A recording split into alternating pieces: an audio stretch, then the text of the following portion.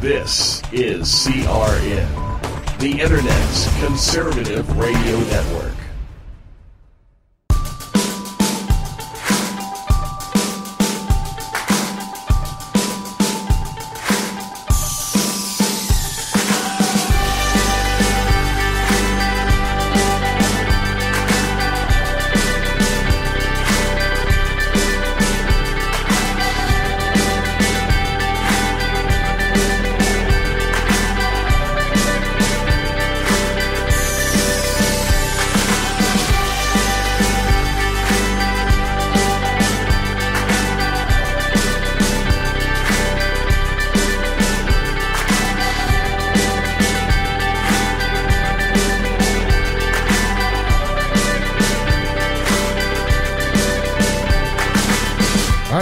To the Silent Majority here on New Media Patriot Radio, the show about you, the concerned citizen, the silent majority, the politically incorrect, the social media patriot fighting every single day to restore American values and exceptionalism. We are now affiliated with ICRN, that is the new home for Internet Conservative Talk Radio. You can visit them any day. There's a slew of talk radio, conservative talk radio on there.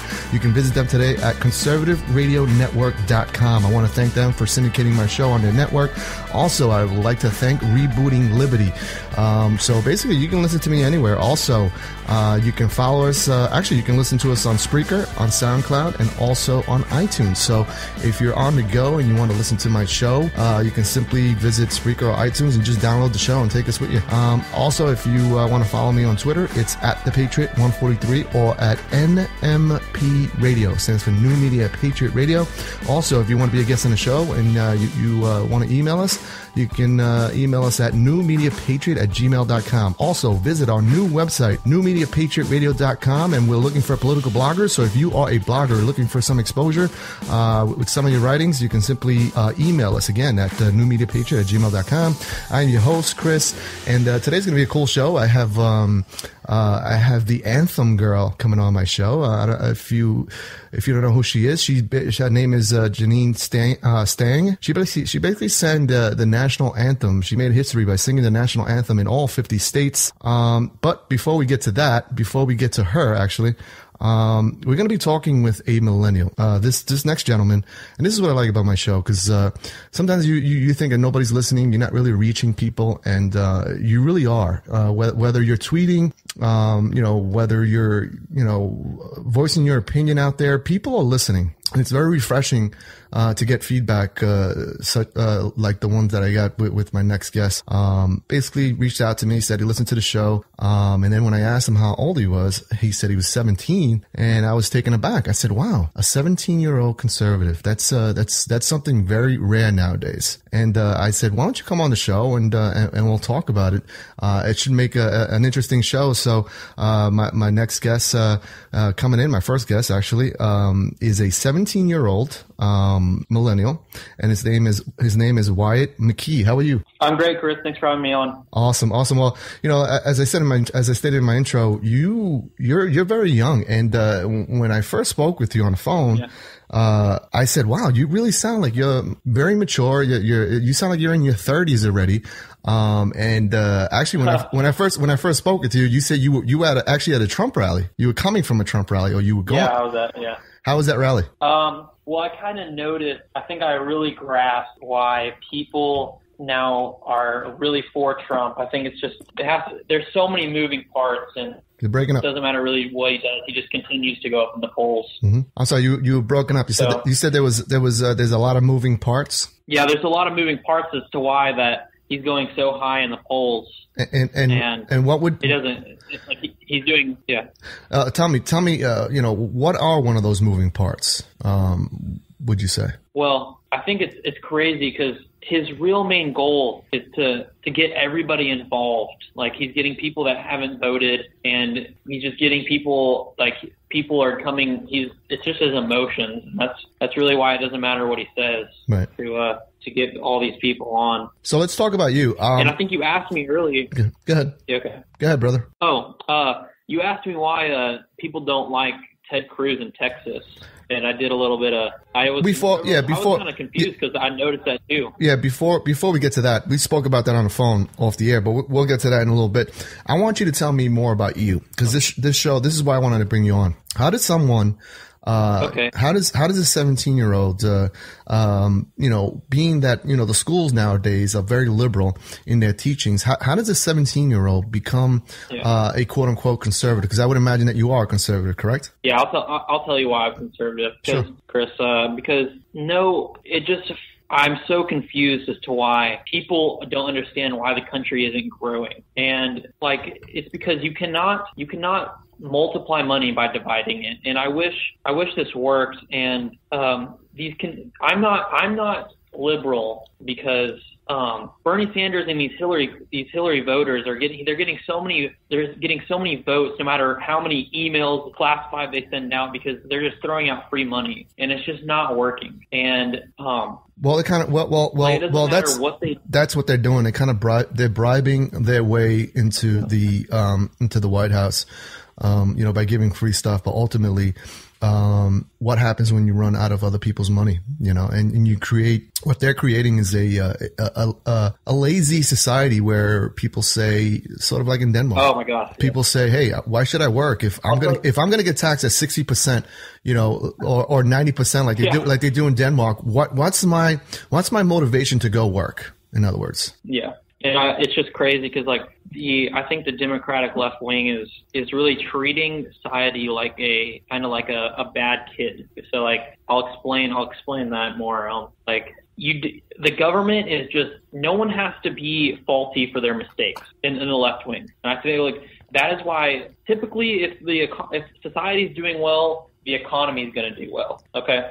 So when Bernie's he's like, oh, you guys don't have to try hard and succeed in school. We'll just make college free, right. And we'll take it from the people who did get scholarships and did try hard. And if say some girl gets knocked up, mm-hmm. Okay, you don't have to. It's okay because we'll give you an abortion. Right. You don't have to when you make these mistakes, you don't have to be you're not credible for them. They're not holding the Democratic voters accountable, and basically. Not at all. And what they're telling them is that, hey, don't worry, it's not your fault. It's not your fault. It's society's fault for not giving you enough support, so to speak. And this is how they kind of coerce the voters to vote for them, because they say, hey, it's not your fault. Don't worry about it. We'll take care of it. They talk about Trump being a snake oils salesman, but the Democrats have been doing this for years, promising to combat, poverty and combat income inequality, while they continue to import it. You can't say you're going to combat income inequality while you have open borders and you keep on importing it, because you'll never ever, if you were really being true to the voter and being true to yourself, and that you really wanted to combat income inequality, you would first stop importing income inequality and make sure that every American is being taken care of. But if you notice, Obama has done nothing for the inner cities. All he's done is created more racism, and that's the way that the Democrats operate. They operate through racism and through pinning them against the people that are well-to-do, because they worked hard. Some of them work hard and they're making money, and they're actually paying most of the taxes. These people in the inner cities, they're not paying taxes. They're not paying the brunt of the taxes. It falls on the people on the middle class, and mostly the middle class, because the rich people are always going to find loopholes not to pay their fair share of taxes. But anyway, they do still pay their fair share. Go ahead. Yeah, and then back to the loophole thing, and a lot of people's argument. I think he's going to do well Super Tuesday. So I'm going to guess he's going to be the nominee for Republicans. And a lot of the argument is he's been donating to these Democrats. Mm-hmm. But I always say no, because he wants to find a way to get things just like everybody else is, and he wants to be able to benefit from the president. You're talking about Trump. Yeah. Go ahead. Say that Trump's been donating to the Clintons and he's going to fail. I don't believe that, because when you say about the one percenters finding loopholes, mm-hmm. that's exactly what he's doing, and I don't think that's necessarily wrong just because he's donating to he's donating to people about to be president. Well, I mean, I've said this before. I've said this. You know what I mean? Yeah, I've said this before in other shows. I know I live in New York City, and I know how much of a liberal town this is. It's so progressive, and it's crazy here. And I know a huge business people that I know that are a friend of mine, and they live out on the island, and they say, listen, we have to donate to both sides. If we don't, it can affect our business, and that's why they do it.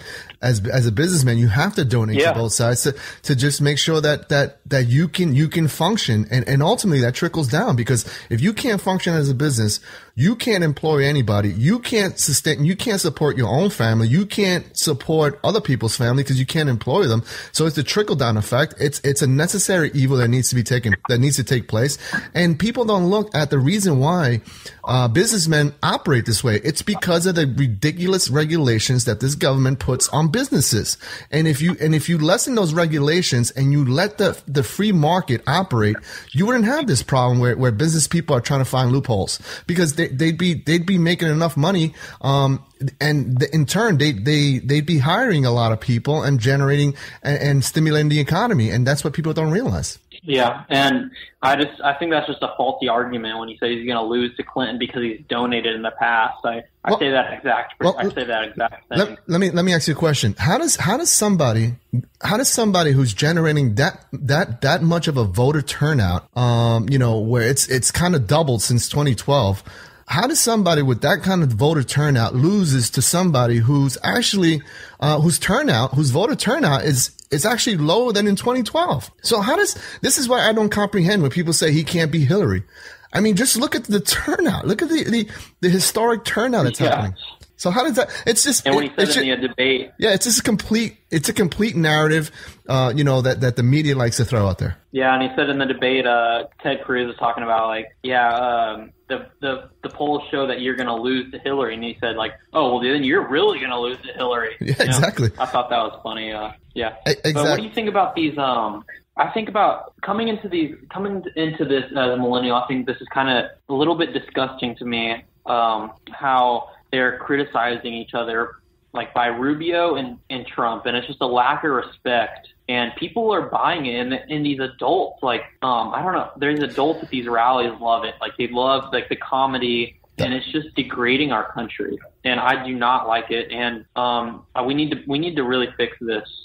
Rubio talking about hand size and how they're all sweating, and Trump talking about his ears. Well, this is what what do you think about all this? This is what's happening. I'm going to tell you right now. And by the way, you're listening to New Media Patriot Radio. I'm your host, Chris. And on the Rebooting Liberty hotline, I have Wyatt Mckee. Mckee. Is it Mckee? Yes, sir. Mckee. Okay, so this is what's going on. If you notice, before Donald Trump came on the scene, yes, Ted Cruz did try to fight, amnesty. But then you look at what he did in the gang of 8 and how he increased the H-1B visas by 500%. Then you said there's too much squishiness there for me to really trust any politician now. And if you notice, before Donald Trump came on the scene, he was very well, how are you going to deport? He was very not as tough on immigration than Donald Trump was coming in. And, in the beginning, he told Jake Tapper that, how are we going to deport, 11 million, illegals? We don't have anybody that's going to, we don't have this police state where you're going to go door to door and deport these people. And then just 2 weeks later, he goes back on. He says, yes, we have to deport everybody and this and that. They are following Trump's lead is what I'm trying to say. They basically said, wow, Donald Trump basically jumped in the pool, head first. And while they were just sticking their toe in the water, seeing how warm it was, if it was too cold or whatever. And once they saw how successful in the polls Donald Trump has been being aggressive about, securing our borders and securing our sovereignty, they all jumped on board. Well, Ted Cruz really jumped on board and followed his lead. And basically he's been riding his coattails. He's been riding his coattails this whole time. So In comes Rubio, and yes, Donald Trump can be silly at times, but that's what makes him entertaining. And that's why a lot of some people don't like him because they think he's a clown, but he is pretty much entertaining. And so here comes Rubio. He said, that's working for Donald Trump. Let me do it in turn. Maybe it'll help me in the polls. And you know what they say, with all this stuff coming out with the KKK, I mean, these guys are so desperate that it's like, you know what they say when, the most dangerous person is the person who's drowning. And that's what's happening.